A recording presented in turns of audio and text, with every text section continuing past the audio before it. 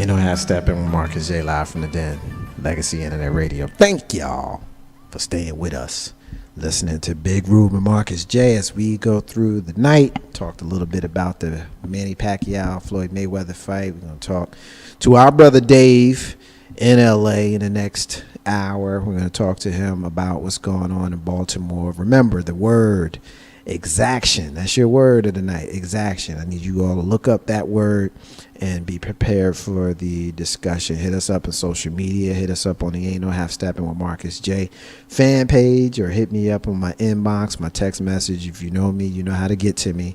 If you don't know me, hit us up in the public pages and we'll get your comments in on the discussion. It's time to talk about Baltimore, Ruben, and we talked about it a little bit last week. There's been some updates, of course, towards the end of the week. I believe it was Friday. The 6 officers who were involved, allegedly involved in the death of Freddie Gray, were all charged. They are Officer Caesar Goodman Jr., Officer William G. Porter, Lieutenant Brian Rice, Sergeant Alicia D. White, Officer Edward Nero, and Officer Garrett Miller. They were all charged with varying charges, as high as murder, and then you had some other lesser charges that were given to them as well.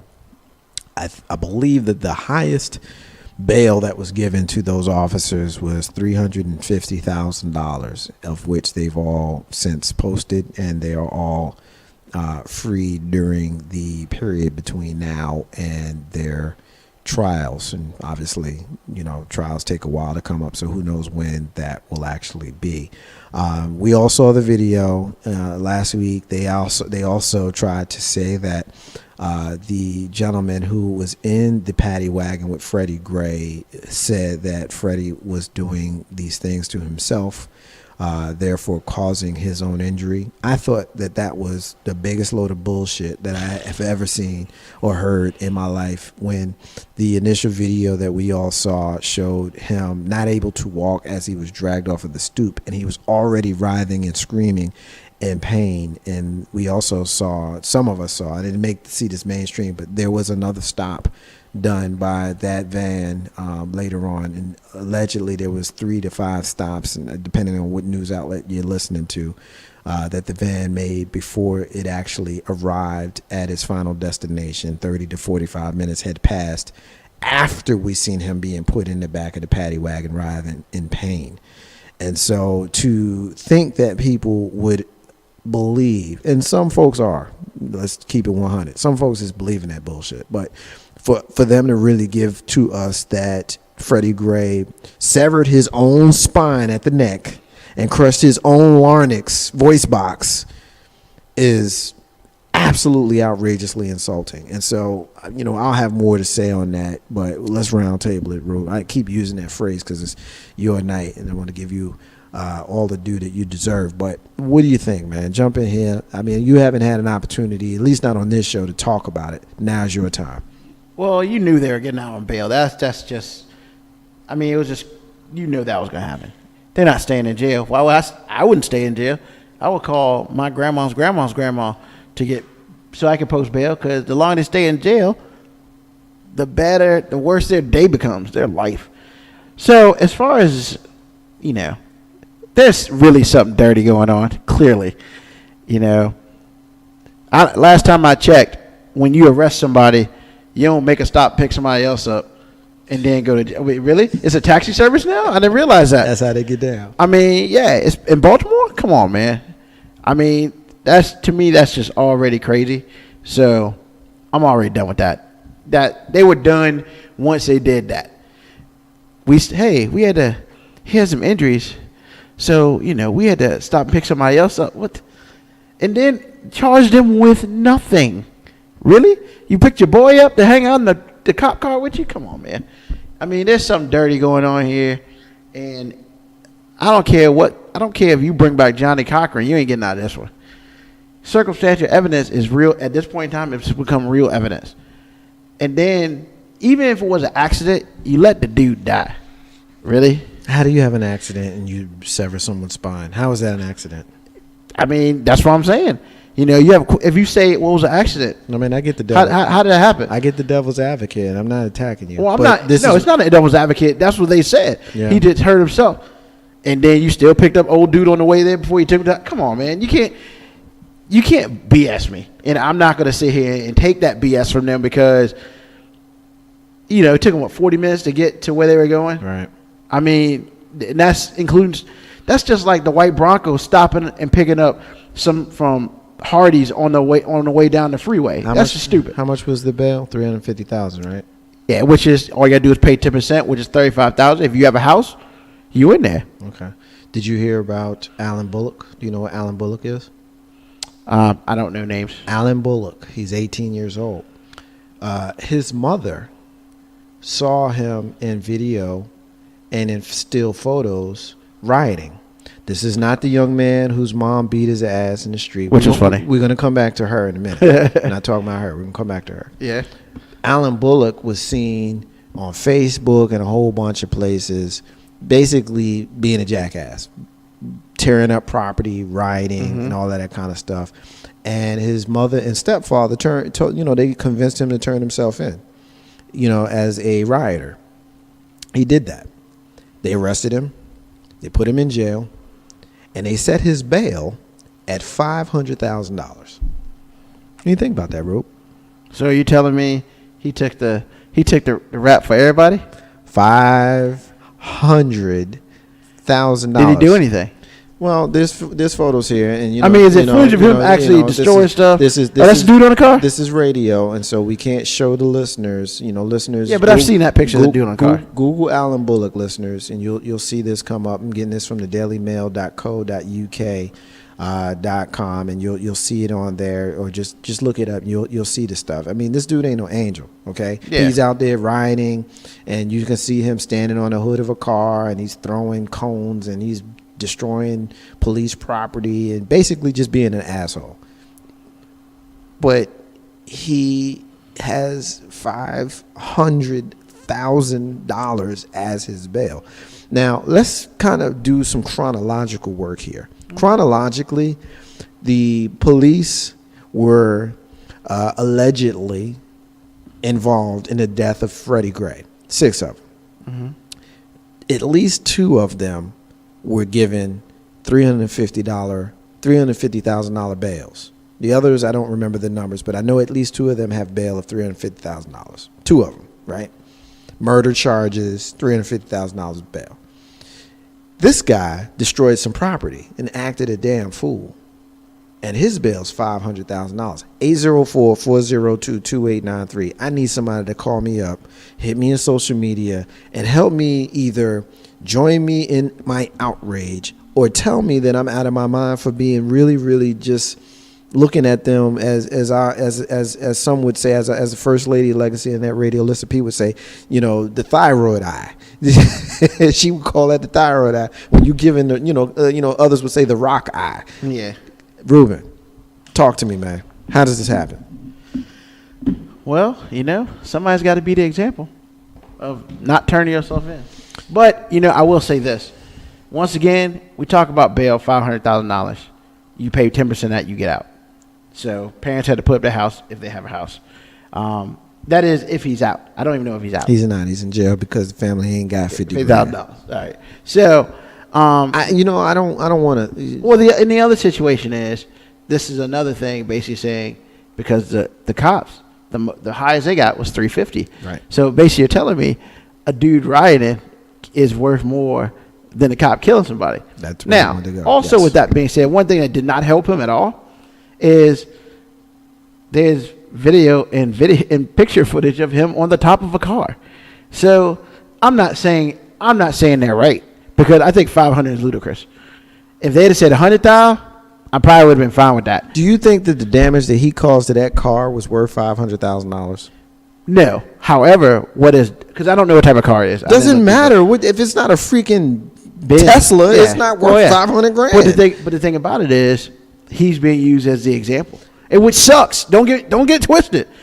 it sucks because somebody's got to be the example. Yeah, but the officer in freaking Oklahoma, he got out on bail and promptly went to the Bahamas on vacation. They didn't take his passport or nothing. And that's Oklahoma, man, 2 different places. I understand that, but you know what? But I understand what you're saying. But I'm not against you. yeah, I know, and I know it's 2 different places. But the point that I'm making is, we want to act like there's not a specific goal and plan to demonize and criminalize our young black males for acts, many cases are acts that are deserved of punishment, but in this case, extreme punishment. When you accuse me of killing somebody and I have a bail of $350,000 versus you accuse you of breaking some windows and basically inciting some violence, and you charge me $500,000. I mean, that is so outrageous. And I think that anybody who sees that, who does not make the connection that there is a very clear plan of, putting these young people down, mm-hmm. then I think you're being absolutely disingenuous. I'm not saying you as Ruben. I'm just saying you in general. Yeah. If you don't see that there is a clear, especially when you've got Vancouver and you've got Kentucky and you've got West Virginia and you've got all of these places where these young people, these young white people act a damn fool over a sporting event, turning over cars and burning couches and all kinds of stuff, and they get sent home to their parents, or they might get, disorderly conduct charges and things of that sort. But you get a kid like this who's out there who, first of all, I want to make this clear. I'm not justifying being out there, with violence. I'm not justifying that, because you don't burn down your neighborhood. We all saw the Baltimore CVS on fire. You know what? Grandma needs her medicine now. She got to go out the hood into the suburbs to get it. She got to go so much further. She might get sick and die on the way there. Okay, I said it in an extreme way to make a point. I did the analogy when I talked to Mama J about this last week. You get mad at Daddy, and so in your anger with Daddy, you go in your room, you set your bed on fire. Now you ain't got nowhere to sleep. Okay, so it's stupid to be out there doing that. But what I'm saying is, these are the images that they will show you. They're not going to show you the images on Tuesday with these same people in these same neighborhoods out there cleaning up. They're not going to show you the video and footage and the still photos of the alleged police officers out there in civilian clothes inciting violence, and then the next day they out there in their police blues, trying to clean it up. So you have provocateurs out there. All of the people now, this kid out here, this Bullet kid, yeah, he acting a damn fool, and yeah, he needed to go to jail. $500,000 a bail though? A little much. For real? A little much. For real? Let's move on to this mom who we all saw in the video, beating down her kid because she saw him out there riding. You saw it, Ruben. What do you think? I mean, I thought it was great. I thought it was great. However, hindsight 2020, come on, man. You don't need to be doing that to you should never have to beat your kid in public. But, he wasn't a kid. He was a grown-ass man, and he decided to do some stupid stuff, probably following his friends. And that's what happens to you. You do stupid stuff, and, you just get embarrassed on that. You get embarrassed in the world. Toya Graham is the mom. Toya Graham is the one that's out there, went after her son. You had a lot of people, Ruben, that wanted to give her a hard time.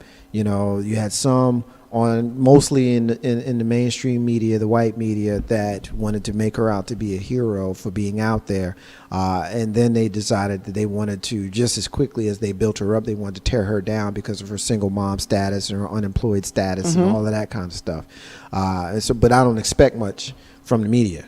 But then you had some in our own community that wanted to tear her down, and there's a strong opinion, a strong thought process that said that as a black woman, to have her out there tearing down this black man in the public eye helps to facilitate the negative image towards black people. To that you say what? BS. I mean, and this is my soapbox, because those are also the type of people who believe that every kid deserves a trophy. Yes, thanks for coming out. Here's your award. No. And those are the people who don't see life as real as it should be. There are winners in life, there are losers in life. You need to learn how to deal with either one. You do bad things, you do good things. You got to learn how to deal with it. Those are the people who have completely have no idea how the world is. They expect the world to be something cookie cutter and blah, blah, blah. And it's supposed to be this and that and this and that. Nah, it ain't like that. You know, what she did, that probably saved her and probably saved her son. You know, because he could have been arrested for some foolishness. And then she going to be crying, I can't get my baby out of jail because I ain't got no job. You know, at least she was a strong enough woman to go out and do something. Right. You know, and, you know, as far as the mainstream media pulling her up and tearing her down, they're just as bad. Yeah. I mean, once again, they live in this cookie cutter world where everything is perfect. You know, you walk outside, you have beautiful green grass, and the sun is shining, and the daffodils smile at you as you walk out. Nah, that's not how it is. Right. And the fact that she even did that, to me, she proved that she loved her child. Right. You know, yeah, I got a whooping when I was doing some stupid stuff in the supermarket. You got the smack on the butt. We'll deal with you when we get home. Right. He won't try to roll out, so she had to deal with him there. I think a lot of those people who want to give her a negative spin and talk about how she's denigrating the black man, all that kind of stuff, I call bullshit on that personally. Yeah. For a lot of reasons, but main of which, she wasn't out there seeking no camera. This was a woman who saw her kid doing something that she knew could get him killed. This was a woman whose son had already had issues with the law enforcement, who could potentially find himself on the wrong side of a gun, held by a man or woman in blue. And she snapped. And I mean, I don't think that, you know, I saw anything wrong. It's not like she did, you know, it's literally that people that wanted to compare her to Adrian Peterson. Come on, man. We're talking about really? a grown-ass man, a football player Ignorance. with a 3-year-old. That's ignorant. Versus a mom who saw her son in the street doing something that could potentially get him killed. You know, am I the kind of parent that wants to beat up my kid? No, but I'm not going to be disrespectful or disparaging towards a parent who had that kind of visceral reaction, especially when she had already dealt with the fact that he had legal issues prior to that. Our brother Hakeem is checking in. He's continuing to listen to us. He's representing Jersey City. Thank you, brother, for listening to us. It's shocking, but it also isn't. He's referring to the bails. This is how the system does underprivileged blacks. They give them higher bails, higher sentences, business as usual for the criminal justice system, which I 100% agree with. Does that dude have a prior? I'm guessing maybe he does. I don't know. I'm sure that's not something. That's a legitimate question. That's a legitimate question. It's something that I'm sure would be easy to find. But my guess is, even if I should say my guess, my opinion is, even if he does, we talking about people who kill somebody or people who are charged with killing someone. You know what I mean? Versus someone who destroyed a car. I mean, think about this here. Yeah. I think, you know, a lot of those people who are pro-police, and I understand where you're coming from, I respect the fact that they go through a lot and their job is not easy, and the vast majority of police are great people, great police officers who do great things in our communities. I personally have gone on record on this show as saying that my experience as an adult, every time I've dealt with the police, which has been far too many, which is part of the story, because I've dealt with police far more than I should have. Yes. I haven't. Let's be clear about that. I've dealt with police far more than I should have. But everyone that I've dealt with has been pleasant and professional. So, you know, there's two ways you can look at that. Yeah. Why am I keep coming up on police? One, but I ain't ran up on an asshole since 1990 when me and my big brother was on our way to do some stuff. And why we was actually going to watch the Buster Douglas Mike Tyson fight in February of 1990. We got pulled over behind some bullshit on Monticello Avenue in Jersey City. I'll tell you that story offline because we ain't got time for it right now. But, you know, I look at her, the mom, and the fact that she wasn't out there looking for fame. She was looking to save her son's life. And they ended up turning her into immediate darling. But then now all of a sudden we hear that, you know, Child Protective Services are now looking into her, and you know, they want to talk about her because she's unemployed, and they want to say all of these negative things about her. This is what we do in this country, Ruben. We build you up just so that we could tear you down. You know, I'm going to tell you, I'm going to ask you this. You know why this ignorance doesn't happen in the state of Virginia? It's the same answer why this ignorance doesn't happen in Texas. And it's the same answer why this ignorance doesn't happen in Utah. Because we kill people, dog. Utah is a firing squad. Texas and Virginia, we electrocute people. You know, people sit here and they cry, no corporal punishment, we don't have to, no kill people. And then you got crap like this. Yo, there's a reason why Richmond is no longer the murder capital of the country. You know, because people go to jail. It's just like roaches. They come in, but they don't come out. I mean, you can always say what you want, but you do the wrong thing in the state of Virginia, you ain't never coming out. You come out in a body bag, and then at that point, you come out in darkness. You don't get no funeral. You done. No funeral. They're gonna electrocute you while the people that you did dirt to look at you die. No funeral, just a big ass hole Yeah. to drop your ass in. Yeah, I mean, you know, you might have mom there crying or whatever, but you know, if the members of the family who you did that dirt to, watching you die. Yeah. You know, and I'm sick of people. I understand you may not like corporal punishment. I can understand you may not like the death penalty. I get it, but you know what? It's there for a reason, and we don't have this ignorance in Richmond. We don't. Nobody. When's the last time you see any type of looting in Richmond? Looting and destroying crap. Well, I will say that we haven't had the kind of civil unrest that would lend to that here in Richmond. Yeah. And so if we did, then maybe we can have this discussion. But we haven't had the kind of civil unrest. And I want to talk to you about civil unrest, Ruben. Mm-hmm. I want to talk to you about, you know, the riots. You have a lot of people who will say, you know, they're a bunch of thugs. You know, I want to introduce the word thug into the discussion. Is thug the new N-word? It's a lot of code words going on. The president of the United States said that they were criminals and thugs that are out there doing these things. The mainstream media is saying that these are thugs out there, you know, burning and looting and rioting and things of that sort.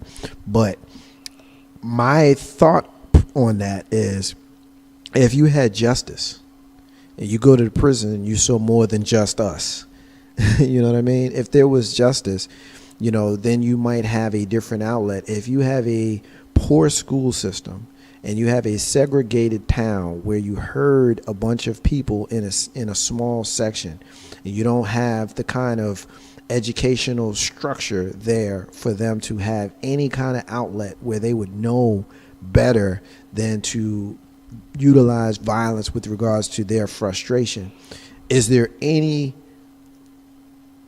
question or any confusion as to how you are going to respond when cornered?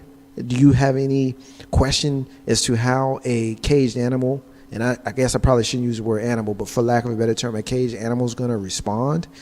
I mean, when you see on the news case after case after case after case where this continues to happen, I've read the names of black men killed by police many times on the show. I don't need to do this again. I'm sick and tired of white people telling me, oh, it happens to us too. Look at CNN. They did a number. This shows there's more white people than black. That number was like 50 or 60, but you didn't count the fact that y'all 63% of the population and we 13. I mean, come on now. That's a bullshit number. Mm-hmm. And then I'll say this, I'll get off my soapbox and I'll add this last thing. This all lives matter thing, I'm going to need people to stop saying all lives matter. Like, don't say that shit to me, for real. Don't say all lives matter to me. It's so disrespectful and it's so condescending, because Black Lives Matter came out of the ashes of black people being killed by police. Okay? Mm-hmm. And so for you to hit me with all lives matter tells me that you're not paying attention to none of that. You don't see none of that. You're not paying attention to Abner Diallo years ago and Sean Bell a few years ago and Trayvon Martin, who wasn't killed by the police, but you understand what I'm saying. Eric Garner and this cat in Oklahoma and the guy in the Walmart or Target or whatever it was in Ohio and all of these things. You know what I mean? This continues to happen to us time after time after time after time. And you hit us with this Black Lives Matter changed up to All Lives Matter. It is so outrageous. It is so disrespectful. It is so condescending. And I'm going to need you to find some other kind of way to make your point. I'm on a soapbox right now. I'm sorry. I didn't mean to jump on you because it wasn't about you just now. But it was I know it ain't about me. It was just something that I really wanted to talk about. And I didn't really get an opportunity to mention it. I had planned on getting to it earlier, and so I'm just getting into it now. Ain't no half step on Marcus J. Live from the Dan Legacy in that radio. We got a call on the live line. Caller, what's your name? What you want to get in on? Yo, hey, what's going on? I know that, y'all. I don't know who else is there. CJ Wash from the pregame show. How we doing? We doing good, brother. How you doing, man? Can you guys hear me? Yeah, I got you good, man. You the pregame. Why don't you tell, first of all, before you get your comment in, I thought she was your partner the way you opened it up, but you're not your partner. But why don't you tell the listeners who you are, how they can find you before you get your comment in? All right, well, my name is Jay Wash. I'm one-third of the pregame crew. I can be reached at, you can check us out us on Legacy Internet Radio Fridays from 8 until, normally, we say 8 to 10, but they normally got to kick us out the building because we be having so much fun. If you want a show that's going to be taboo, off the wall, you hear we joke on each other because we've known each other for so long, that's the show you don't want to miss. Tell us your comment. You're all welcome. Come check us out every Friday night from 8 to 10. You listening to us. Give us your comment. What you want to get in on this discussion. So I heard you guys talking a little bit about the thug comment. So, I mean, it's a lot of ways I wanted to go with this, man. And what I will say is this, is that I understand Obama. I understand the role that Obama has to play in all this. And it's unfortunate. It's unfortunate that he's not allowed to have a genuine emotion about what's happening to his people today, because he's not allowed to do that. He's not allowed to feel like, and I know I said something about the thug because, and the reason I'm bringing this up is because I want you to understand that what's happening from what these police officers are doing shit with if it was any other nation, if it was anyone else transgressing against Americans, it would be considered an act of terror. Do you understand me? And that's what our president would call it. If we were being attacked by some foreign nation, he was saying that this is a terrorist event. Right. Because of how it seems, because of how it's happening to us and the people how we're being victimized. That's what we call it. But he can't do that. Right. He can't because he's a part of the system. Right. And I have to respect his position because, unfortunately, and I know you guys didn't get on Obama yet, but I mean, as far as no one got on Obama yet for not standing up in this matter and saying, listen, enough is enough. Right. Because he's been on the fence in this whole situation. He sat on the fence. He's really haven't decided to pick a side. He says things like, you know what? I can understand being a police officer is a hard job to do. And as an American, we have to do blah blah blah blah blah. He says those things. He speaks on both sides. Well, let me challenge you. Let me challenge you here, because historically, I don't know that we've had presidents who have come out and have specifically addressed these types of issues in the past. Now, because we black folk and we look at him and we see a black man, we want him to do this. It makes us feel good. But is that par for the course for the presidency, for him to come out and say this is some bullshit, just like we would say? You know what I mean? Of course, he can't say it directly like that. But, I mean, do we really expect the president of the United States to come out and be like, yo, they killing black kids in the street? I mean, come on, man. Do we really think that that's, something that's legitimate? I think that would be, and that's the point I wanted to make is when we say this whole thug thing.